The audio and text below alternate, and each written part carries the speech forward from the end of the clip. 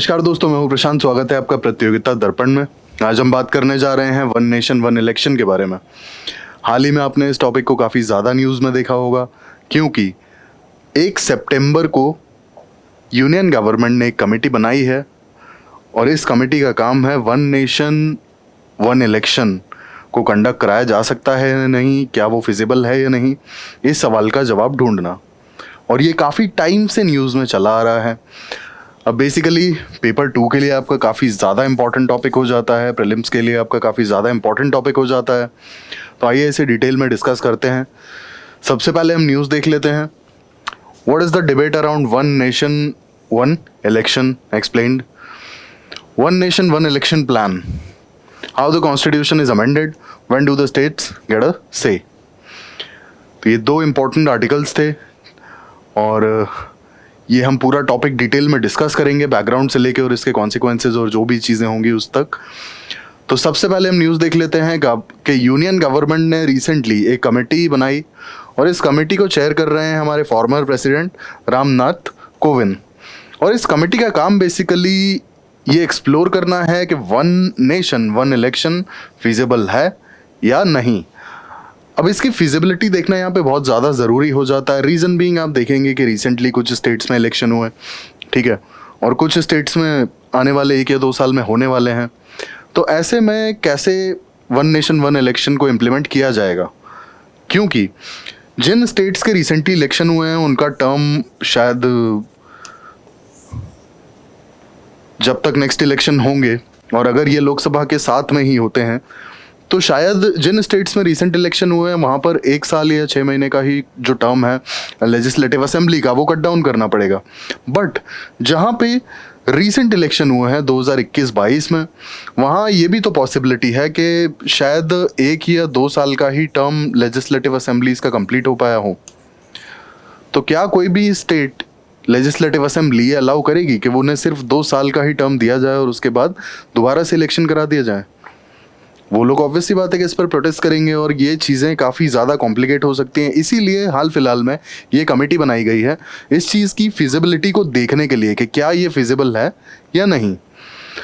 और one nation one election इतनी देर से हम बात कर रहे हैं, इसका बेसिकली मतलब क्या है? इसका सिंपल भाषा में ये मतलब है कि आपके Lok Sabha as well as legislative assembly के जो इलेक्शंस होंगे ये साथ में होंगे। साथ में मतलब जैसे आपके लोकसभा के 2019 में हुए थे, इसके बाद 2024 में होंगे। तो बेसिकली अगर 2024 में सारे स्टेट्स के इलेक्शन भी लोकसभा इलेक्शन के साथ में हो जाते हैं तो ये आपका हो जाएगा वन नेशन वन इलेक्शन, जो कि हाल फिलहाल में नहीं हो रहा है। आप देखेंगे हर स्टेट के जो इलेक्शंस हैं वो अलग अलग होते हैं। जो भी स्टेट लेजिस्लेटिव असेंबलीज हैं उनके इलेक्शंस काफ़ी अलग चलते हैं। जैसे आप रिसेंटली अगर देखेंगे तो रिसेंटली कर्नाटका में इलेक्शन हुए थे, ठीक है। तो basically one nation one election का मतलब ये हो जाएगा कि आपका लोकसभा के elections as well as legislative assemblies के इलेक्शंस एक साथ होंगे, ठीक है, एक साथ होंगे। अब बैकग्राउंड की अगर बात करें कि क्या वन नेशन वन इलेक्शन कोई नया आइडिया है, क्या ये फर्स्ट टाइम होगा इंडिया में, तो ऐसा नहीं है, ऐसा बिल्कुल भी नहीं है। एक्चुअल में वन नेशन वन इलेक्शन जब भारत आज़ाद हुआ था उसके बाद कंटिन्यूसली होते रहे थे 1967 तक, ठीक है, 1952, 57, 62 और 67।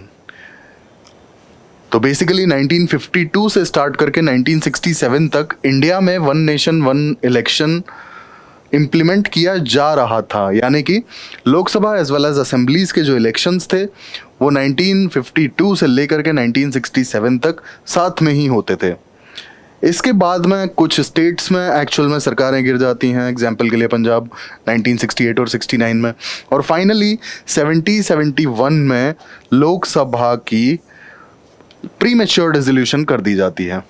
लोकसभा का एक्चुअल में टर्म कंप्लीट होने में 1 साल बाकी था, ठीक है, बट 1971 में लोकसभा को प्रीमेच्योरली डिसॉल्व कर दिया जाता है। और उसके बाद से ये जो साइकिल है basically one nation one election का, ये पूरे तरीके से टूट जाता है और स्टेट्स के इलेक्शंस अलग टाइम पे होने लगते हैं और लोकसभा के इलेक्शंस अलग टाइम पर होने लगते हैं, ठीक है। तो ये जो चीज़ है ये ऑलरेडी पहले 1952 से लेकर के 1967 तक इम्प्लीमेंट की जा चुकी है, लेकिन शायद कुछ असेंबलीज का टर्म पूरा नहीं हुआ, लोकसभा का प्रीमेच्योर डिसोल्यूशन हुआ, और उसके बाद से 1970 के बाद से बेसिकली ये जो वन नेशन वन इलेक्शन वाला कंसेप्ट है, इसे इम्प्लीमेंट करना पॉसिबल नहीं रहा, और स्टेट्स के एज वेल एज लोकसभा के इलेक्शंस अलग अलग टाइम पर होने लगे।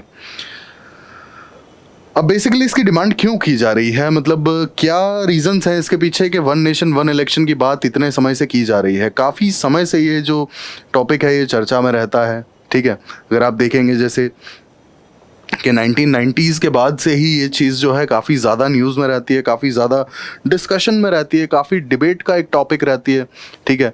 और अगर आप 2015 में देखेंगे तो कुछ कमिटीज़ बनाई गई थी, उसके पहले भी कुछ कमिटीज़ बनाई गई थी, ठीक है। जैसे अभी 2023 फर्स्ट सितंबर को जो एक कमेटी बनाई गई है, उसका काम भी तो यही है ना कि वन नेशन वन इलेक्शन की फिजिबिलिटी को एक्सप्लोर करना, जिसको चेयर कर रहे हैं हमारे farmer president mister Ramnath Kovind. तो बेसिकली ये कोई फर्स्ट टाइम कोई कमेटी नहीं बनाई गई है वन नेशन वन इलेक्शन के लिए, और ना ही ये इंडिया में पहली बार होगा अगर ये इम्प्लीमेंट होता है इन फ्यूचर, तो कि इंडिया में वन नेशन वन इलेक्शन पहली बार इम्प्लीमेंट किया जा रहा हो, ऐसा भी नहीं है। जब इंडिया आज़ाद हुआ था उसके बाद हमने 4 टर्म्स तक वन नेशन वन इलेक्शन को देखा और इम्प्लीमेंट किया, लेकिन उसके बाद कुछ सर्कमस्टांसेस ऐसे रहे कि वो साइकिल बेसिकली इलेक्शंस की डिसरप्ट हो गई, वन नेशन वन इलेक्शन की। और 1990s के बाद से कुछ ज़्यादा फिर से थोड़ा सा ये जो टॉपिक है ये डिबेट में रहने लगा है कि one nation one election, one nation one election, और ये चीज़ होनी चाहिए। तो इसके कुछ तो सॉलिड रीजंस रहे होंगे, ऐसा तो हो नहीं सकता कि बिना किसी रीज़न के यहाँ पर होता है वन नेशन वन इलेक्शन की बात की जा रही है। कुछ इसके बेनिफिट्स होंगे, कुछ ऐसा सॉलिड इसके पीछे बेनिफिट होगा जिसके वजह से काफ़ी लोग इसे प्रीच कर रहे हैं और इसकी बात करते हैं, इसके फेवर में आर्ग्यू करते हैं। तो आइए हम उन रीजंस को भी जान लेते हैं। सबसे पहला आता है आपका रिड्यूसिंग फाइनेंशियल बर्डन। अब यहाँ पे एक रिपोर्ट का अगर डेटा माने तो उस डेटा के अकॉर्डिंग 2014 के लोकसभा में लगभग 700 करोड़ रुपीस खर्च हुए थे, ठीक है। लोकसभा के 2014 के जो इलेक्शन हुआ था उसमें लगभग 3700 करोड़ रुपीस खर्च हुए थे, और बिहार का जो लेजिस्लेटिव असेंबली का इलेक्शन हुआ था वहाँ पर लगभग 300 करोड़ का खर्चा आया था। अब इलेक्शन कमीशन ऑफ इंडिया का कहना है कि अगर साइमल्टेनियस इलेक्शन यानी कि वन नेशन वन इलेक्शन होता है तो जो ओवरऑल खर्च आएगा ना इलेक्शंस का वो आएगा 4500 करोड़ के लगभग। अब आप डिफरेंस देख लीजिए, एक तरफ सिर्फ और सिर्फ लोकसभा के इलेक्शन के लिए 3700 करोड़ का खर्च बैठता है, इसके अलावा जो स्टेट्स हैं तो सिर्फ यहाँ पे बिहार के 2015 के इलेक्शन की बात की गई है जिसमें 300 करोड़ का लगभग खर्च बैठा था। लेकिन इलेक्शन कमीशन ऑफ इंडिया का कहना है कि अगर वन नेशन वन इलेक्शन को इम्प्लीमेंट किया जाता है तो ऑलमोस्ट 4500 करोड़ का खर्चा आएगा। मतलब आप समझ रहे हैं कि अकेले बिहार में 300 करोड़ का खर्च आता है, और अगर हम मान लें कि मोर और लेस 200 से 400 करोड़ के बीच में हर एक स्टेट में खर्च आएगा, तो आप खुद अंदाज लगा सकते हैं कि 28 स्टेट्स में कितना खर्च बैठेगा, ठीक है। तो बेसिकली शायद इलेक्शन कमीशन ऑफ इंडिया का ये कहना है कि शायद जितने खर्चे में एक लोकसभा इलेक्शन और 2 स्टेट्स के असेंबली इलेक्शन होते हैं, सिर्फ उतने ही खर्चे में all over India one nation one election अगर इम्प्लीमेंट होता है तो ऑल ओवर इंडिया उतने ही एक्सपेंसेस में इलेक्शंस कंडक्ट कराए जा सकते हैं। तो पहला तो ये है कि रिड्यूसिंग फाइनेंशियल बर्डन। अब यहाँ पर जो है टैक्स पेयर का ही तो पैसा जाता है ना, आप सोचिए टैक्स पेयर का ही तो पैसा जा रहा है ये। आप हम सब लोग जो टैक्स भरते हैं बेसिकली वही टैक्स तो यहाँ पर यूटिलाइज हो रहा है, तो कहीं ना कहीं जो टैक्स पेयर्स पर भी थोड़ा सा बर्डन कम हो जाएगा, फाइनेंशियल एक्सचेकर जो है उन पर भी, स्टेट पर भी जो बर्डन है ये कम हो जाएगा, ठीक है। तो फाइनेंशियल बर्डन जो है कहीं ना कहीं काफ़ी ज़्यादा कम होगा, और कंपैरिजन के लिए हमने डेटा भी देख लिया, एक रिपोर्ट का डेटा देखा as well as election commission of India के स्टेटमेंट पर बात की कि अगर वन नेशन वन इलेक्शन को इम्प्लीमेंट किया जाता है तो 4500 करोड़ का ओवरऑल खर्चा बैठेगा, तो फाइनेंशियल बर्डन काफ़ी ज़्यादा कम होगा। दूसरा आता है better utilization of financial resources by political parties. अब आप सोचिए कि जो पॉलिटिकल पार्टीज़ हैं, स्पेसिफिकली यहाँ पर हम नेशनल पार्टीज़ की पहले बात कर लेते हैं कि नेशनल पार्टीज़ हैं तो उनके पास में फाइनेंशियल रिसोर्सेज होते हैं कई बार, ठीक है, और उनके पास में फाइनेंशियल रिसोर्सेज होते हैं। इसके बावजूद भी आप सोचिए कि अगर हर 6 महीने में किसी स्टेट में इलेक्शन है, हर 6 महीने में, तो फाइनेंशियल रिसोर्सेज अच्छे खासे ड्रेन आउट होंगे। ठीक है, अच्छे खासे ड्रेन आउट होंगे यहाँ पे फाइनेंशियल रिसोर्सेज, अगर हर 6 महीने में इलेक्शंस है तो। अब आप सोचिए कि ये वन नेशन वन इलेक्शन अगर इम्प्लीमेंट हो जाता है, तो ये जो हर 6 महीने में खर्च कर रहे थे, मतलब साल में 2 बार, यानी कि 5 साल में 10 बार, और 1 बार आपका लोकसभा इलेक्शंस के लिए, तो मतलब ये टोटल जो भी इनका खर्चा होता था, ये लगभग 11 टाइम्स इनका एक्सपेंसेस आता था।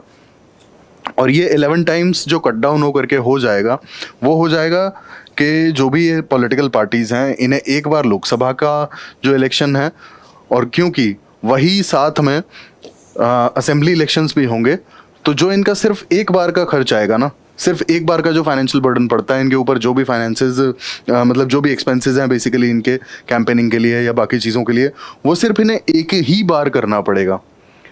आप सोचिए कि सीधा 10 टाइम्स कम हो जा रहा है, सीधा।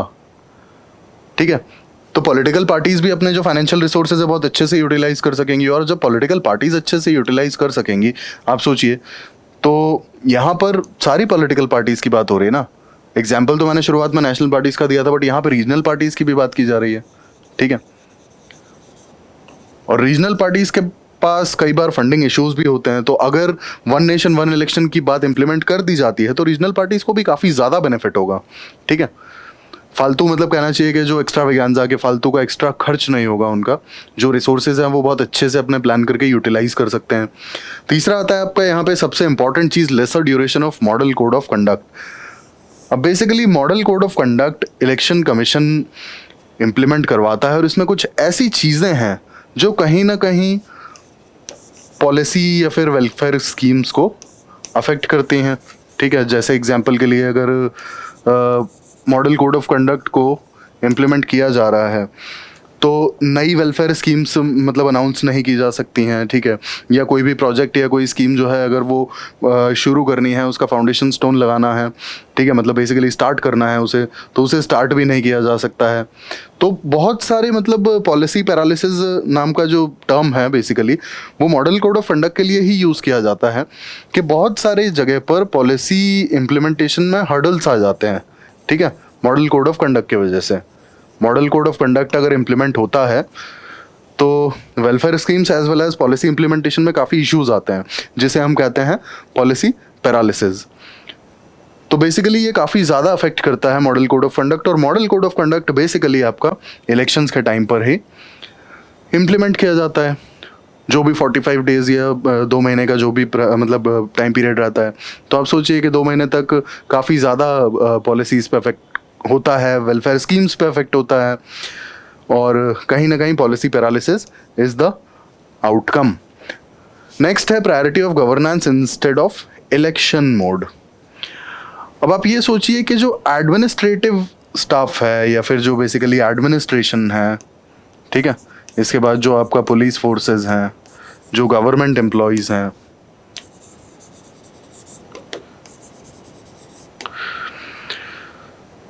अब क्या आप जानते हैं कि जो भी इलेक्शन कंडक्ट कराते हैं वो लोग कौन होते हैं?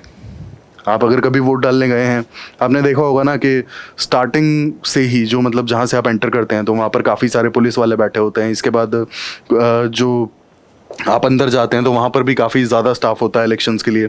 ठीक है, तो ये स्टाफ कहाँ से आता है? क्या इलेक्शन कमीशन का खुद का स्टाफ है? नहीं, ये सारा जो स्टाफ है basically it comes from administration, police forces as well as other government departments. अब आप सोचिए कि हर अगर 6 महीने में इलेक्शंस होते रहेंगे, तो किसी ना किसी स्टेट का तो जो ये पूरा government employees as well as administration busy हो जाएगा ना। इसके बाद लोकसभा के इलेक्शंस में बिजी हो जाएंगे। तो इसका मतलब है कि हर एक स्टेट में ये जो पूरा स्टाफ है, ये जो पूरा एडमिनिस्ट्रेशन है, ये कहीं ना कहीं 2 बार से 3 बार बिजी होता ही होता है। ठीक है, क्योंकि पंचायती राज इंस्टीट्यूट्स के भी चुनाव होते हैं, उनके भी इलेक्शंस होते हैं। तो इन दैट केस के 2 से 3 बार इन लोगों को बिजी होना ही होना है। आप सोचिए कितना टाइम खराब होता है एडमिनिस्ट्रेशन का इसमें। काफ़ी ज़्यादा टाइम कंज्यूमिंग प्रोसेस है। इलेक्शन को एक दिन का तो प्रोसेस है नहीं, 3-3, 4-4, 5-5 दिन तक जो एम्प्लॉयज़ हैं इनको काम करना पड़ता है इलेक्शन के केस में। ठीक है, तो उस केस में होता क्या है कि ऑफिस कॉम्प्रोमाइज़ होता ही होता है। और अगर ऑफिस कॉम्प्रोमाइज़ होगा तो ऑब्वियस सी बात है कि जब पब्लिक डिपार्टमेंट्स के ऑफिसर्स टाइम पर नहीं पहुंच पाएंगे और ऑफिस से उन्हें इलेक्शंस के लिए छुट्टी लेनी पड़ेगी, तो गवर्नेंस के जो काम है वो तो कहीं ना कहीं हैम्पर होंगे ही ना। तो बेसिकली अगर ये दोनों इलेक्शंस एक समय पर हो जाएंगे तो गवर्नेंस के जो काम है वो ज़्यादा समय के लिए उनमें हर्डल्स नहीं फेस करने पड़ेंगे, ठीक है। जो एडमिनिस्ट्रेशन है, जो गवर्नमेंट एम्प्लॉयज़ हैं, वो अपना बिना छुट्टी किए और ऑफिसेज में अपने काम करेंगे, ठीक है। उन्हें इलेक्शन के लिए स्पेसिफिकली छुट्टी नहीं लेनी पड़ेगी, तो उनका जो फोकस है कहीं ना कहीं गवर्नेंस पे अपने आप ही चला जाएगा। अदरवाइज इलेक्शंस के टाइम पे काफ़ी ज़्यादा टाइम खराब होता है, उन्हें कहीं ट्रेनिंग के लिए, कहीं मेन इलेक्शन के लिए और उन सब के लिए कई बार होता है छुट्टी लेके जाना पड़ता है, वो ऑफिस नहीं जा पाते हैं जब ड्यूटी लगती है इलेक्शन में, तो ठीक है। तो अगर आप सोचेंगे कि जब हर 6 महीने, साल भर, 2 साल में इलेक्शंस होते रहेंगे तो कहीं ना कहीं वो इलेक्शन मोड में ही रहते हैं, ठीक है। साल 1.5 साल में उनका होता है ना हफ्ता 10 दिन, वो सिर्फ और सिर्फ इलेक्शन को ही डेडिकेट करना पड़ता है उन्हें। तो अगर ये चीज़ 5 साल में एक बार होगी तो कितना बेटर हो सकता है ये।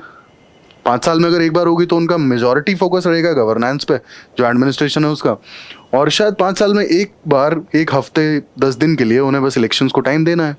अब ये चीज़ हर साल, 2 साल, 3 साल में उन्हें फेस नहीं करनी ना, कि पहले लोकसभा के इलेक्शंस, इसके बाद लेजिस्लेटिव असेंबली के इलेक्शंस, इसके बाद PRI पंचायती राज इंस्टीट्यूट्स के इलेक्शंस। तो हर एक इलेक्शन के लिए उन्हें अलग से पूरा ट्रेनिंग कंडक्ट कराना पड़ता है, पूरा ट्रेनिंग अटेंड करना पड़ता है, और इसके बाद इलेक्शंस में भी उन्हें होता है कि अपने ऑफिस से लीव लेनी पड़ती है, ठीक है। हालांकि वो पेड लीव होती है, वो एक अदर सिनेरियो है, बट हाँ वो ऑफिस नहीं जा पाते हैं अपने। तो कहीं ना कहीं गवर्नेंस के जो काम है इस तरीके से हैम्पर होते हैं, ठीक है। तो अगर एक बार ही इलेक्शंस हो जाएंगे तो काफ़ी कम काम जो है वो हैम्पर होंगे, और जो प्रायोरिटी होगी वो होगी गवर्नेंस। इसके बाद अगली चीज़ आती है इंक्रीज ऑफ एडमिनिस्ट्रेटिव एफिशिएंसी। अब यहाँ पर यही बात आ जाती है कि एडमिनिस्ट्रेटिव एफिशिएंसी भी इम्प्रूव हो जाएगी, और वो कैसे होगी। बेसिकली एडमिनिस्ट्रेटिव एफिशिएंसी, अगर आप सोचें कि एडमिनिस्ट्रेटिव जो स्टाफ है कहीं ना कहीं वो भी तो इलेक्शन के चक्कर में काफ़ी ज़्यादा बिजी हो जाता है, और अगर वो बिजी हो जाता है तो क्या कॉम्प्रोमाइज़ हो रहा है यहाँ पे, जो एडमिनिस्ट्रेटिव वर्क है कॉम्प्रोमाइज़ तो वही हो रहा है ना। क्योंकि जैसा कि मैंने आपको बताया कि इलेक्शन कमीशन ऑफ इंडिया के पास में ऐसा कोई खुद का डेडिकेटेड स्टाफ नहीं है ना जो पूरा इलेक्शन कंडक्ट कराएगा। ये सारा गवर्नमेंट स्टाफ होता है, गवर्नमेंट एम्प्लॉयज़, एडमिनिस्ट्रेशन, पुलिस, यही सब लोग तो जाते हैं इलेक्शन कंडक्ट कराने। अब आप सोचिए कि एडमिनिस्ट्रेशन के लोग अगर इलेक्शंस में ही बिजी रहेंगे तो कहीं ना कहीं जो एडमिनिस्ट्रेटिव वर्क है वो भी तो कॉम्प्रोमाइज़ होता है, और अगर वो कॉम्प्रोमाइज़ नहीं होगा, एक बार इलेक्शंस होंगे तो ऑब्वियस सी बात है कि एडमिनिस्ट्रेटिव वर्क कॉम्प्रोमाइज़ नहीं होंगे, और अगर एडमिनिस्ट्रेटिव वर्क्स कॉम्प्रोमाइज़ नहीं होंगे तो कहीं ना कहीं बेटर एडमिनिस्ट्रेटिव एफिशिएंसी हमें देखने को मिलेगी। इसके बाद आता है इम्प्रूवमेंट ऑफ इंटरनल सिक्योरिटी। अब कई बार आपने देखा होगा कि स्पेसिफिकली हम बात करें लेजिस्लेटिव असेंबली के इलेक्शंस में तो आपका जो पैरामिलिट्री है, पैरामिलिट्री को डिप्लॉय किया जाता है, ठीक है। पैरामिलिट्री को डिप्लॉय किया जाता है जिससे इलेक्शंस को ढंग से कंडक्ट कराया जा सके। अदरवाइज कुछ सर्टेन रीजन्स में ऐसा भी हो जाता है ना कि लोग EVM ही लाइक बूथ कैप्चरिंग वगैरह और ये जो इश्यूज़ हैं, तो कुछ सर्टेन रूरल एरियाज़ में ये चीज़ देखने को आज भी मिल जाती है, और इन्हीं की सिक्योरिटी के लिए बेसिकली पैरामिलिट्री को डिप्लॉय किया जाता है। अब पैरामिलिट्री को अगर डिप्लॉय किया जाता है तो आप सोचिए कि जो सिक्योरिटी है, ओवरऑल इलेक्शंस की सिक्योरिटी वहीं से तो हम इंश्योर कर पाते हैं। अब ये जो पैरामिलिट्री फोर्स है, ये आप सोचिए कि कितना फ्रीक्वेंटली इन्हें डिप्लॉय करना पड़ता है। जब हर 6 महीने से साल भर में इलेक्शंस हो रहे हैं तो पैरामिलिट्री को भी तो डिप्लॉय करना पड़ रहा है, और पैरामिलिट्री को अगर डिप्लॉय करना पड़ रहा है तो paramilitary is responsible for internal security. और अगर बार बार पैरामिलिट्री को इलेक्शंस के लिए डिप्लॉय करना पड़ेगा तो इंटरनल सिक्योरिटी के भी तो चैलेंजेस हमें फेस करने पड़ेंगे। जो फोर्सेस शायद कंटिन्यूसली अपना काम कर सकती थी और इंटरनल सिक्योरिटी के लिए अपनी जो रिस्पॉन्सिबिलिटी है उसे निभा सकती थी, उन्हें बार बार मल्टीपल टाइम्स लाइक इलेक्शंस में अपनी ड्यूटी देने जाना पड़ता है। तो कहीं ना कहीं अगर इलेक्शन सिर्फ एक बार होंगे तो इंटरनल सिक्योरिटी के इश्यूज़ भी होता है हमारे, उतने हमें फेस नहीं करने पड़ेंगे, और कहीं ना कहीं जो इंटरनल सिक्योरिटी होगी वो इम्प्रूव्ड होगी, बेटर होगी। रीज़न बीइंग बार बार पैरामिलिट्री फोर्सेस की मूवमेंट नहीं होगी फॉर इलेक्शन ड्यूटीज़। इसके बाद आता है reduced use of black money. Black money का इलेक्शंस में जो यूज़ है ये भी कहीं ना कहीं हम मान सकते हैं कि थोड़ा सा कम होगा। रीज़न बीइंग जब एक बार इलेक्शंस होंगे तो जो बेसिकली जो एक्सपेंसेस हैं इलेक्शन से रिलेटेड, पॉलिटिकल पार्टीज़ के वो एक्सपेंसेस कम हो जाएंगे, ठीक है। जो भी कैंपेनिंग और जो XYZ एक्सपेंसेस होते हैं इलेक्शंस में, कहीं ना कहीं वो एक्सपेंसेस कम होंगे, और कम होंगे तो ऑब्वियस सी बात है कि ब्लैक मनी की एंट्री इतनी आसानी से फिर हो नहीं पाएगी। ठीक है, अब आप सोचिए हर 6 महीने में खर्चा करना पड़ेगा, तो कहीं ना कहीं बीच में से जो आपका ब्लैक मनी है कहीं ना कहीं स्नेक इन कर जाता है। ठीक है, फिर आता है आपका रिडक्शन ऑफ पॉपुलिस्ट मेजर्स। अब इतना फ्रीक्वेंटली जब इलेक्शंस होते हैं ना, तो पॉपुलिस्ट मेजर्स यहाँ पे बहुत ज़्यादा काम आते हैं। आप सोचिए अगर एक बार इलेक्शन होंगे तो बहुत ठोस मुद्दे होंगे, बहुत बहुत मतलब होता है ना, बहुत वैलिड आर्ग्यूमेंट्स होंगी। जो पार्टीज़ के अगर आप मैनिफेस्टो उठा के देखेंगे तो बहुत ज़्यादा वैलिड और बहुत लॉन्ग टर्म, ठीक है, बहुत वैलिड और बहुत लॉन्ग टर्म मतलब इलेक्शन प्रोमिसेस होंगे। ठीक है, शॉर्ट टर्म नहीं होंगे। और जब एक बार इलेक्शन होंगे तो ऑब्वियस सी बात है ना कि यहाँ पर फिर वो जो छोटे छोटे और न्यूसेंस वाले जो इश्यूज आते हैं वो भी नहीं आएंगे। And this is the reason कि बहुत लॉन्ग टर्म, बहुत वैलिड और बहुत सस्टेनेबल मतलब इलेक्शन प्रोमिसेस यहाँ पर देखने को मिलेंगे। ठीक है, और जो पॉपुलिस्ट मेजर्स होते हैं ना, पॉपुलिस्ट मेजर्स अगर आप देखोगे तो शॉर्ट टर्म में तो ये काफ़ी अच्छे लगते हैं। ठीक है, बट अगर इनको आप लॉन्ग टर्म में देखोगे तो लॉन्ग टर्म में ये सस्टेनेबल नहीं होते हैं। एग्जाम्पल हम ऐसे ले लेते हैं कि सपोज आप जो है इलेक्ट्रिसिटी को फ्री करने का प्रॉमिस कर रहे हैं। ठीक है, सपोज आप इलेक्शन में खड़े होते हैं और आपने प्रॉमिस कर दिया कि हम फ्री इलेक्ट्रिसिटी देंगे। अब कहीं ना कहीं ये पॉपुलिस्ट मेजर हो ही गया। ठीक है, अब यहाँ पे बहुत हाई चांसेस है कि आपको वोट मिल भी जाएगा और हो सकता है कि आप जीत भी जाएं। बट आप अगर इसका लॉन्ग टर्म कॉन्सिक्वेंस देखेंगे तो फ्री इलेक्ट्रिसिटी देने के लिए बेसिकली गवर्नमेंट को, जो डिस्कॉम है, डिस्ट्रीब्यूशन कंपनी है, गवर्नमेंट पे करेगी सारा बिल डिस्कॉम को। डिस्कॉम फ्री में तो बिजली देगा नहीं। और अगर गवर्नमेंट ये फ्री इलेक्ट्रिसिटी का जो बिल है गवर्नमेंट खुद अगर डिस्कॉम को पे करेगी तो ये पैसा आएगा कहाँ से? गवर्नमेंट का जो भी रेवेन्यू जनरेशन है, जो भी टैक्स कलेक्शन है, उसी में से तो जा रहा है ना ये। और अगर उसमें से जा रहा है तो इसका मतलब है कि ये पैसा किसी वेलफेयर स्कीम के लिए या किसी इंफ्रास्ट्रक्चर डेवलपमेंट के लिए यूटिलाइज किया जा सकता था। लेकिन कहीं ना कहीं ये पॉपुलिस्ट मेजर है जिसने आपको वोट दिलवाए हैं, so you have to take a stand for your own election promise. और आपने वो स्टैंड ले लिया और आपने जो गवर्नमेंट का रेवेन्यू है उसमें से कुछ चंक निकाल करके और डिस्कॉम को सारा बिल पे कर दिया। तो अब यहाँ पर ओवरऑल अगर आप देखोगे तो लॉन्ग टर्म में तो ये सस्टेनेबल नहीं है ना। रीज़न बीइंग डिस्कॉम को अगर आप पे नहीं करेंगे तो जो इलेक्ट्रिसिटी है प्रॉपर सप्लाई नहीं होगी। ठीक है, और इलेक्ट्रिसिटी अगर प्रॉपर सप्लाई नहीं होगी तो कहीं ना कहीं फिर तो ऑब्वियस सी बात है कि उंगली उठेगी और जनता परेशान होगी। ठीक है, और नेक्स्ट टाइम भी तो चुनाव लड़ना है ना आपको। बेसिकली डिस्कॉम को अगर पेमेंट नहीं पहुंचा, जोक्स अपार्ट, डिस्कॉम को अगर पेमेंट नहीं पहुंचा तो फ्रीक्वेंट पावर कट्स होंगे। ठीक है, फ्रीक्वेंट पावर कट्स होते हैं तो कहीं ना कहीं बिजनेसेस भी हैम्पर होते हैं। इसके बाद दूसरी चीज़ कि ये जो पैसा डिस्कॉम के पास जा रहा है, ये पैसा बेसिकली शायद किसी इंफ्रास्ट्रक्चर ये प्रोजेक्ट के लिए लगाया जा सकता था। ठीक है, किसी वेलफेयर स्कीम्स के लिए लाया जा सकता था, या फिर कोई पर्टिकुलर अगर आप कहें आप इस तरीके से ले लीजिए कि कोई पर्टिकुलर आपका कोई जेंडर बेस्ड कोई स्कीम है या कोई वुमेन एम्पावरमेंट की स्कीम है।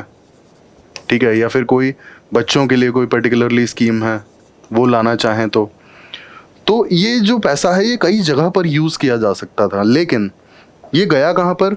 ये गया सिर्फ और सिर्फ कंजम्पशन के लिए डिस्कॉम के पास। ठीक है, और जो कहावत है ना कि जब फ्री की चीज़ आती है तो लोग कदर करना छोड़ देते हैं, तो ऑब्वियस सी बात है कि जब फ्री इलेक्ट्रिसिटी आएगी तो लोग मिस यूज़ भी करेंगे इसका। बहुत अच्छे से सिर्फ यूज़ ही नहीं करेंगे, इसका मिस यूज़ भी करेंगे। तो ऑलरेडी गवर्नमेंट के ऊपर और ज़्यादा बर्डन आ जाएगा, डिस्कॉम को पैसा देना ज़्यादा पड़ेगा उन्हें। ठीक है, और फिर ये पैसा कहाँ कॉम्प्रोमाइज़ करवाएगा? इंफ्रास्ट्रक्चरल प्रोजेक्ट्स प्रॉपर हो सकता है या तो ना लग पाएँ, या प्रॉपर वेलफेयर स्कीम्स ना लॉन्च की जा सकें, या फिर वुमेंस के लिए, चाइल्ड्स के लिए या सीनियर सिटीजन्स के लिए शायद अगर कोई वेलफेयर स्कीम आ सकती होगी तो वो कॉम्प्रोमाइज़ हो जाएगी। तो इसीलिए बेसिकली ये जो पॉपुलिस्ट स्कीम्स हैं, अगर आप शॉर्ट टर्म देखेंगे तो शॉर्ट टर्म में शायद ये बहुत अच्छी लगेंगी आपको, ऐसा मतलब बहुत अट्रैक्टिव या फैसिनेटिंग सी लगने लगेंगी। बट अगर आप इसके लॉन्ग टर्म कॉन्सिक्वेंसेस देखेंगे तो लॉन्ग टर्म कॉन्सिक्वेंसेस सस्टेनेबल नहीं है, ठीक है। पॉपुलिस्ट मेजर्स जितनी भी हैं, इनके लॉन्ग टर्म कॉन्सिक्वेंसेस जो हैं ये सस्टेनेबल नहीं है।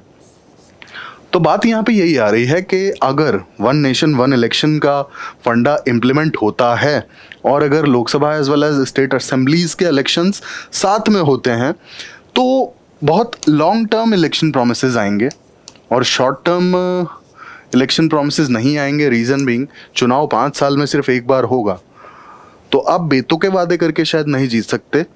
आपको बहुत विजुलाइज करवाना पड़ेगा पब्लिक को और बहुत लॉन्ग टर्म प्रोमिसेस आपको करने पड़ेंगे कि हाँ इंफ्रास्ट्रक्चरल डेवलपमेंट होगा, साफ़ सफाई मेंटेन रहेगी और जो भी पब्लिक इंस्टीट्यूशंस हैं जैसे कि आपका हॉस्पिटल हैं, स्कूल्स हैं, उन्हें बनाया जाएगा, करप्शन कम किया जाएगा। तो इस तरीके की अगर चीज़ें होती हैं तो ऑब्वियस सी बात है कि you can gain trust of people.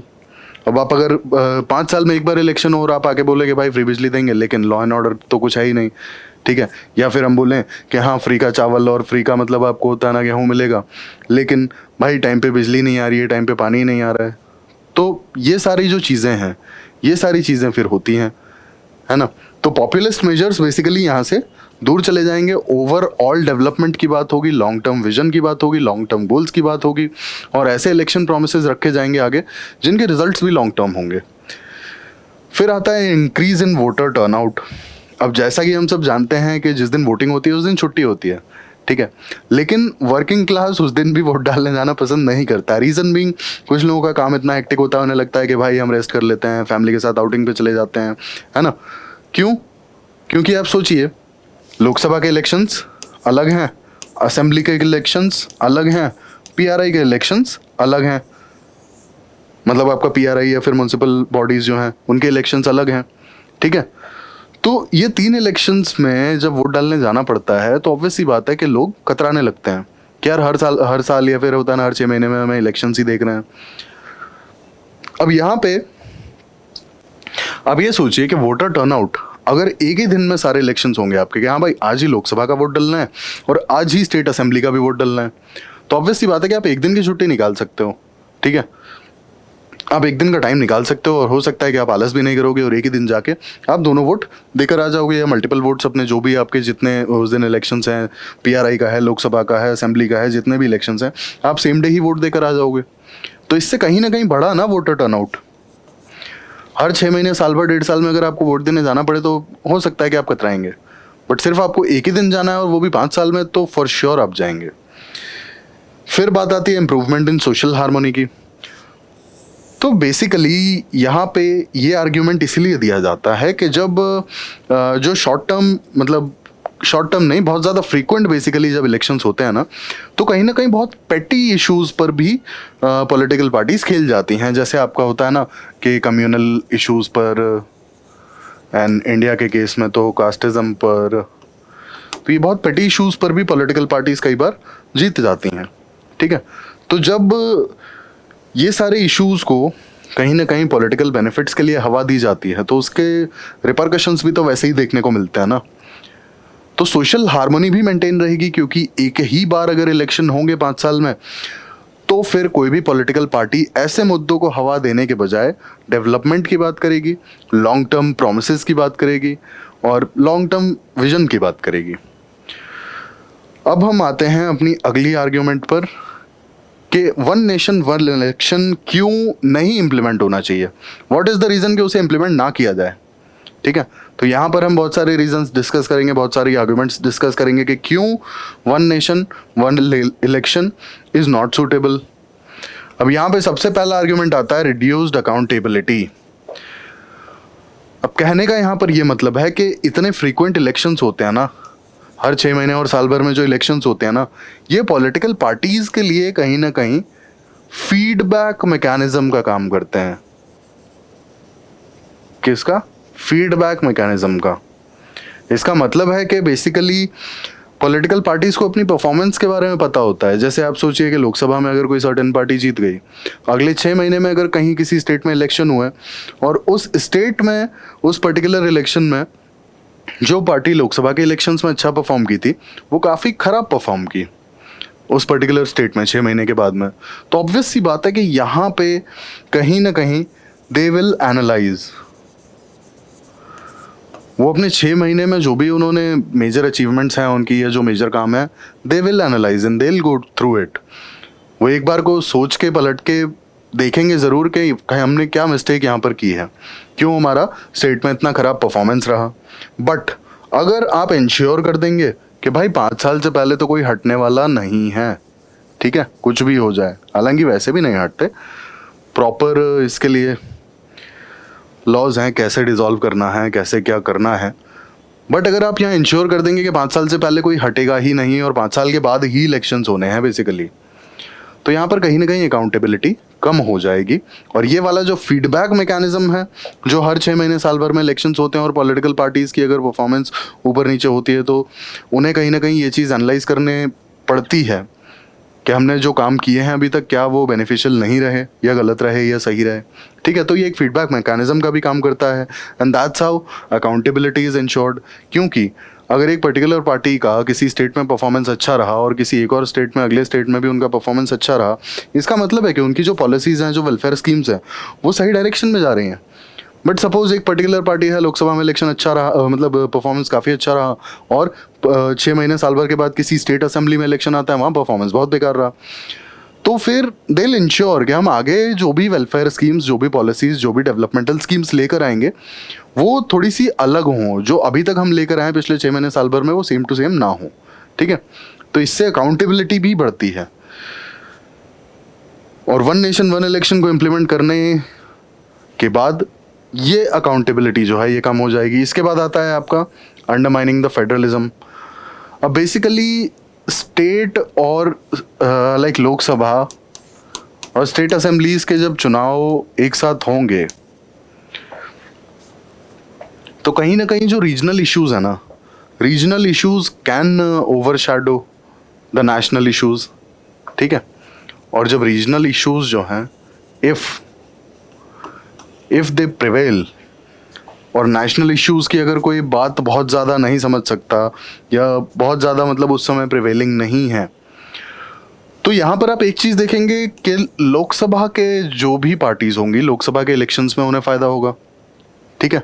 Reason being कि रीजनल इश्यूज तो यहाँ पे प्रिवेल कर रहे हैं और वो काफ़ी हॉट टॉपिक बने हुए हैं, बट नेशनल इश्यूज पे कोई बात करना नहीं चाह रहा है या फिर वो उतने प्रिवेलिंग नहीं है, तो somehow assembly elections will overshadow the Lok Sabha elections, ठीक है। और अगर ऐसा होता है तो कहीं ना कहीं ये फेडरलिज्म के अगेंस्ट है, ठीक है। फिर आपका आता है regional parties at disadvantage. One nation one election का अगर फंडा इम्प्लीमेंट होता है तो यहाँ पे रीजनल पार्टीज का काफ़ी लॉस है और वो डिसएडवांटेज फेस करेंगी। अब इसका रीज़न ये है कि जो हमने अभी ऊपर आर्ग्यूमेंट देखा ये इसका जस्ट रिवर्स केस है। सपोज अगर नेशनल इश्यूज ओवरशैडो करते हैं रीजनल इश्यूज को, तो नेशनल इश्यूज अगर ओवरशैडो करते हैं रीजनल इश्यूज को, well in that case regional parties he disadvantage पर रहेंगी and they will be at the losing and. यहाँ पर जो नेशनल पार्टीज होंगी वो फ़ायदा उठा ले जाएंगी इलेक्शंस का, और वो फ़ायदा बेसिकली लोकसभा के इलेक्शंस में भी होगा एज वेल एज असेंबली के इलेक्शंस में भी। फिर आता है against the spirit of democracy. अब यहाँ पर डेमोक्रेसी का जो स्पिरिट है उसके अगेंस्ट है। रीज़न, उसका रीज़न है कि बेसिकली एक cycle of election is being imposed. आप सोचिए कि नॉर्मल तो चल ही नहीं रहा ना, कि अगर डिसोल्यूशन होता है हाउस का या फिर सरकार गिरती है तो जो प्रोसेस है वो फॉलो किया जाए। यहाँ पर तो ऐसा मतलब एक फिक्स टर्म कर दिया जाएगा कि 5 साल से पहले चुनाव नहीं होंगे, no elections, whatever the case is, ठीक है। तो कहीं ना कहीं ये तो डेमोक्रेसी के अगेंस्ट हो गया ना। लोग अपने हिसाब से होता है कि वोट भी नहीं कर सकते, मतलब वोट नहीं कर सकते, एज इन के डेमोक्रेसी का मतलब क्या होता है कि लोग ही अपनी चॉइस को बहुत अच्छे से मतलब एक्सप्रेस नहीं कर पाएंगे, ठीक है। और यहाँ पर एक आर्टिफिशियल साइकिल जो है इलेक्शंस का वो इम्पोज कर दिया जाएगा कि 5 साल से पहले इलेक्शंस होंगे ही नहीं। जैसे आपने देखा होगा कि कई बार होता है ना कि हाउसेस डिसॉल्व हो जाते हैं, मतलब असेंबली की अगर हम बात करें तो, और जब भी नेक्स्ट इलेक्शन होते हैं तो जो अपोजिशन होती है वो बहुत अच्छा आउट परफॉर्म कर जाती है। क्यों? क्योंकि शायद बहुत जेन्युइन लाइक कॉज के लिए वो लोग खड़े होते हैं, बहुत जेन्युइन मुद्दे उठाते हैं, है ना। तो ये जो चीज़ है डेमोक्रेटिक तो वो है ना, अगर 5 साल में एक ही बार इलेक्शन होंगे तो वो तो कहीं ना कहीं डेमोक्रेसी के स्पिरिट के भी अगेंस्ट चली जाएगी। फिर आता है influences choices and the electoral behaviour. ये बहुत ज़्यादा इंपॉर्टेंट चीज़ है, ठीक है, ये बहुत ज़्यादा इंपॉर्टेंट चीज़ है। अब यहाँ पर एक रिपोर्ट आई थी IDFC की। इस रिपोर्ट के डेटा ने एक बहुत सरप्राइजिंग चीज़ कही। इस रिपोर्ट के डेटा ने ये कहा कि अगर 6 मंथ या उससे कम के ड्यूरेशन पर 6 मंथ या उससे कम के ड्यूरेशन पर अगर इलेक्शंस होते हैं ना असेंबली और लोकसभा के, मान लीजिए कोई हम पर्टिकुलर स्टेट ले लेते हैं, एक पर्टिकुलर स्टेट है X, इस स्टेट में लोकसभा के elections as well as legislative assembly के जो इलेक्शंस हैं ये 6 महीने से कम के डिफरेंस पर होते हैं। मान लीजिए कि पहले यहाँ पर लोकसभा के इलेक्शंस होते हैं और 4 महीने के बाद यहाँ पर असेंबली के इलेक्शंस होते हैं। तो IDFC के रिपोर्ट के अकॉर्डिंग 77% चांसेस हैं कि जो पार्टी बेसिकली लोकसभा में विनर रही है वही लेजिस्लेटिव असेंबली के इलेक्शंस में भी विनर रहेगी, ठीक है। और अब यहाँ पर ड्यूरेशन जब बढ़ाया गया तो हम उस पर भी बात कर लेते हैं रिपोर्ट के अकॉर्डिंग। सपोज एक स्टेट हमने अज्यूम कर लिया Y, ठीक है। Y स्टेट में जो इलेक्शंस हुए वो हुए 8 महीने के बाद, मतलब पहले लोकसभा के इलेक्शंस हो गए और 8 महीने या 9 महीने के बाद लेजिस्लेटिव असेंबली के इलेक्शंस हुए। Well in that case there is 61% chance होगा कि वोटर्स जो हैं वो सेम पार्टी को फेवर करेंगे, और मतलब उस पार्टी को जिसकी परफॉर्मेंस बेसिकली लोकसभा के इलेक्शंस में अच्छी रही, ठीक है। तो आप ये चीज़ देखिए कि अगर 6 महीने से कम का डिफरेंस होता है तो देयर आर 77% चांसेस कि वोटर्स जो हैं सेम पार्टी को ही वोट करेंगे जिस पार्टी को उन्होंने प्रीवियस इलेक्शन में वोट किया है, मतलब लोकसभा के इलेक्शंस में बेसिकली। और अगर ये 6 महीने से ड्यूरेशन ज़्यादा हो जाती है ना तो सिर्फ 61% ही चांस है कि वोटर्स जो हैं सेम पार्टी को फेवर करेंगे। तो बेसिकली अगर one nation one election implement किया जाता है तो it will for sure influence the choices of the voters, ठीक है। फिर आता है थ्रेट टू इंटरनल सिक्योरिटी। अब यहाँ पे थ्रेट टू इंटरनल सिक्योरिटी की क्यों बात की जा रही है? रीज़न बीइंग, आप सोचिए, वन नेशन वन इलेक्शन, इसका मतलब है कि ओवरऑल इंडिया में एक साथ आपके जो स्टेट के इलेक्शंस हैं, असेंबली के इलेक्शंस हैं, एज वेल एज लोकसभा के इलेक्शंस हैं, एक साथ कराए जाएंगे। एक साथ कराए जाएंगे तो आप सोचें कि काफ़ी ज़्यादा लाइक पैरामिलिट्री फोर्सेस की ज़रूरत पड़ेगी, ठीक है। इतने बड़े लेवल पे जब पैरामिलिट्री फोर्सेस की ज़रूरत पड़ेगी तो it can be a threat to internal security as well. फिर आता है आपका tampering with the democratic will. अब जैसा कि हमने बात किया था कि एक आर्टिफिशियल साइकिल वोटर्स पर इम्पोज करना, ये कहीं ना कहीं एक डेमोक्रेटिक विल के भी अगेंस्ट जाता है। लास्टली ये एक काफ़ी बड़ा मुद्दा है यहाँ पे कि लोकल इलेक्शंस को वन नेशन वन इलेक्शन के फंडे से अभी तक बाहर रखा गया है और उस पर कोई बात नहीं की है, ठीक है। वन नेशन वन इलेक्शन का अभी तक जो कंसर्न है वो legislative assembly as well as Lok Sabha ही है। यहाँ पे लोकल बॉडीज़ के लिए, PRI इंस्टीट्यूट्स के लिए, अर्बन जो डेवलपमेंटल बॉडीज़ हैं बेसिकली आपकी, ठीक है, म्यूनसिपल बॉडीज़ जो हैं उनकी कोई बात नहीं की गई है और उनके इलेक्शंस की कोई बात नहीं की गई है। अब यहाँ चैलेंजेस की हम बात करें तो कुछ सर्टेन चैलेंजेस हैं अगर ये इम्प्लीमेंट करना भी पड़ेगा, और अगर ये पास हो जाता है बेसिकली तो उस पर भी हम बात कर लेते हैं कि क्या इश्यूज फेस करने पड़ सकते हैं। सबसे पहला चैलेंज आता है कॉन्स्टिट्यूशनल लीगल चैलेंज। अब कॉन्स्टिट्यूशनल चैलेंज यहाँ पर क्या है कि यहाँ पर होगा constitutional amendment. Article 83, 85, 172, 174 and 356 of the Indian constitution, इन्हें अमेंड करना पड़ेगा, ठीक है। बिना इन्हें अमेंड किए one nation one election implement नहीं कराया जा सकता। अब इन्हें अमेंड करना क्यों ज़रूरी है? तो बेसिकली आपका article 83 it talks about the duration of parliament, ठीक है। Article 85 dissolution of Lok Sabha, article 172 duration of the legislative assembly, article 174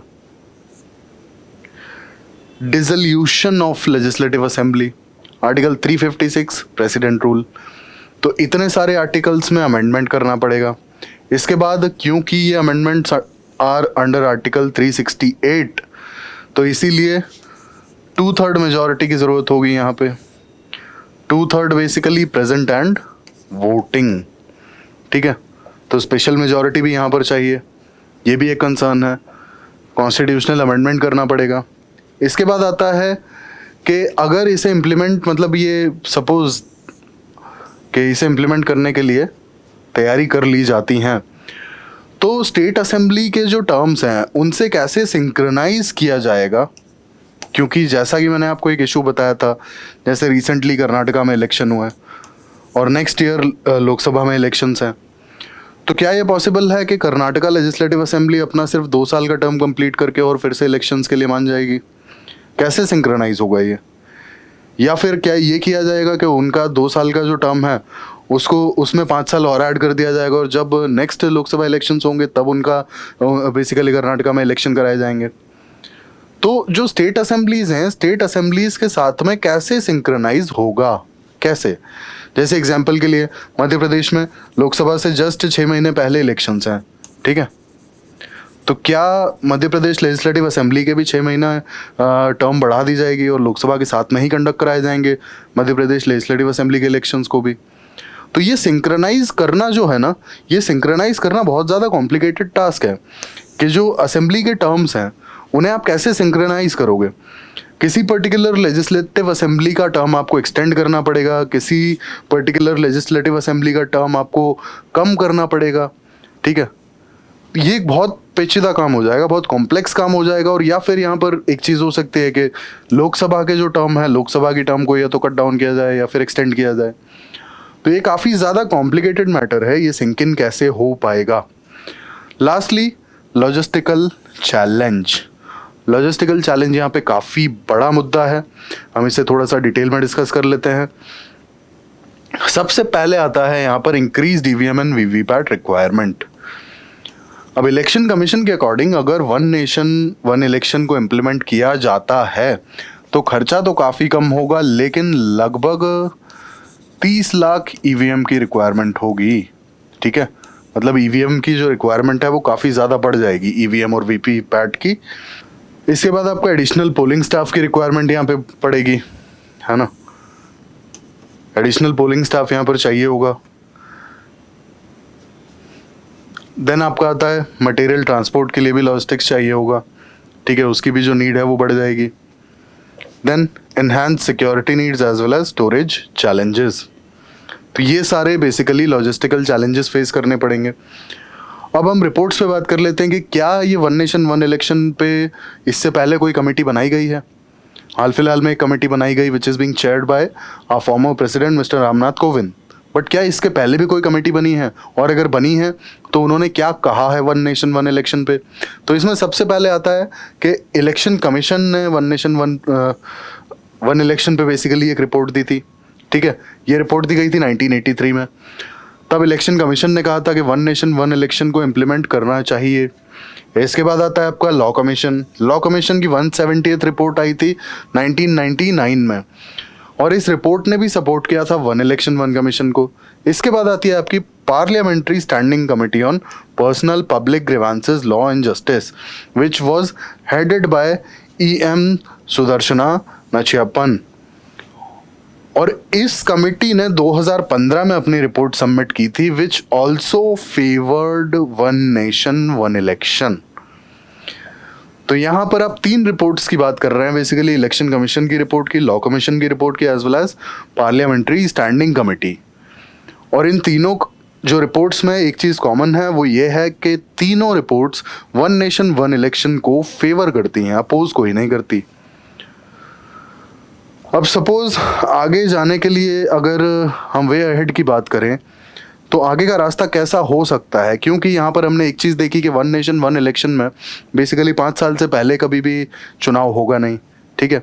और अगर नहीं होता है तो वेल इन दैट केस हम नो कॉन्फिडेंस मोशन और वोट ऑफ कॉन्फिडेंस दोनों एक साथ लेकर आ सकते हैं, ठीक है। इससे क्या होगा कि एक ऑल्टरनेटिव गवर्नमेंट हमेशा तैयार रहेगी, है ना। जैसे अगर सरकार 5 साल से पहले गिर जाती है तो एक वोट ऑफ कॉन्फिडेंस प्रोवाइड करना होगा, और जिस भी बंदे में हाउस अपना कॉन्फिडेंस शो करेगा वो बंदा गवर्नमेंट बना सकेगा। तो इस तरीके से क्या होगा कि ऑल्टरनेटिव गवर्नमेंट हमेशा रेडी रहेगी, ठीक है। मतलब कि आप नो कॉन्फिडेंस मोशन अगर हाउस में आता है तो उसके साथ में वोट ऑफ कॉन्फिडेंस भी आना ज़रूरी है। ऐसा नहीं हो सकता कि आप सिर्फ नो कॉन्फिडेंस मोशन लाके सरकार गिराएंगे। गिराने के बाद आपको ये भी बताना पड़ेगा कि वोट ऑफ कॉन्फिडेंस किसकी तरफ है, यानी कि अगला हाउस ऑफ द लीडर कौन बनेगा, अगला लीडर ऑफ द हाउस कौन बनेगा। फिर आता है categorising states based on the next general elections. अब क्योंकि यहाँ पे सबसे बड़ा कॉम्प्लिकेटेड टास्क क्या है, वो है कि स्टेट्स की जो असेंबलीज हैं, असेंबलीज का टर्म कैसे सिंक्रनाइज किया जाएगा लोकसभा के इलेक्शंस के साथ में। अब इसे सिंक्रनाइज करने के लिए एक सबसे बड़ा जो सल्यूशन हो सकता है वो ये हो सकता है कि कुछ असेंबलीज का जिनका टर्म ऑलरेडी ऑलमोस्ट ख़त्म होने वाला है, 1 साल या 1.5 साल का अगर बचा है या 2 साल का बचा है, तो वेल इन दैट केस उनके इलेक्शंस लोकसभा के साथ में ही कराए जा सकते हैं, ठीक है। उनसे बात करके और 1 से 1.5 साल के टर्म को एडजस्ट किया जा सकता है, उनका टर्म जो है प्रीमेच्योरली डिसॉल्व किया जा सकता है बेसिकली असेंबली को 1 साल 1.5 साल पहले। और दूसरी बात कि जिन असेंबलीज का हाल फिलहाल में इलेक्शन हुए हैं, 2 या 2.5 साल हार्डली उनका टर्म कंप्लीट हुआ है, तो इन्हें एक्सटेंशन देनी चाहिए और नेक्स्ट जो लोकसभा जनरल इलेक्शंस होंगे उसके साथ में इन असेंबलीज के इलेक्शंस होंगे। मतलब बेसिकली हम ये कर सकते हैं कि 2 कैटेगरी के स्टेट्स में डिवाइड कर लें। पहला जो कैटेगरी होगा, जैसे एग्जांपल के लिए कि 2024 में लोकसभा इलेक्शंस होने वाले हैं, तो पहला कैटेगरी होगा कि उन असेंबली में भी इलेक्शंस 2024 में होंगे साथ में, ठीक है। और ये वो असेंबलीज होंगी जिनका टर्म ऑलमोस्ट होता है ना 50% से ऊपर हो चुका है, जहाँ भी 3 साल या उससे ज़्यादा का टर्म हो चुका है, उनके मतलब हाउसेज से ये परमिशन ली जा सकती है और प्रीमेच्योरली डिसॉल्व करके वहाँ पे इलेक्शन कराए जा सकते हैं। और दूसरी जो कैटेगरी होगी, दूसरी वो कैटेगरी होगी जो कि असेंबली के जो इलेक्शंस हैं वो 2029 में यानी कि 2029 में होंगे जाके, ठीक है। और ये वो असेंबलीज होंगी जिनका टर्म अभी हाल फिलहाल में ही 1-1.5 साल का जो टर्म हुआ है, तो इनको एक्सटेंड कर दिया जाएगा इनका टर्म, और ये 2029 में इनका इलेक्शन होगा। तो एक ये सल्यूशन हो सकता है कि हम कुछ कैटेगरीज में स्टेट्स को डिवाइड कर लें और उसके अकॉर्डिंग हम ये देख लें कि 2024 में कौन से स्टेट असेंबलीज के इलेक्शंस कंडक्ट कराए जाएंगे और कौन से स्टेट असेंबलीज के जो इलेक्शंस हैं वो 2029 में कंडक्ट कराए जाएंगे। क्योंकि कुछ असेंबलीज का जो टर्म है इसे कट शॉर्ट करना पड़ेगा और कुछ असेंबलीज का जो टर्म है इसे एक्सटेंड करना पड़ेगा। अदरवाइज एक साथ इलेक्शन कराना पॉसिबल नहीं हो पाएगा, बहुत कॉम्प्लिकेटेड टास्क होगा। तो बेसिकली ये किया जा सकता है कि कुछ स्टेट असेंबलीज के टर्म को थोड़ा सा कट शॉर्ट कर दिया जाए और कुछ स्टेट असेंबलीज के टर्म्स को थोड़ा सा एक्सटेंड कर दिया जाए। That's how we can proceed, जिससे कि कुछ स्टेट असेंबलीज में 2024 में इलेक्शन कंडक्ट कराए जा सकेंगे और कुछ में 2029 में, along with the elections of the Lok Sabha या फिर जनरल इलेक्शंस। अब यहाँ पर हम अपनी डिस्कशन का फाइनल कंक्लूजन देखने जा रहे हैं।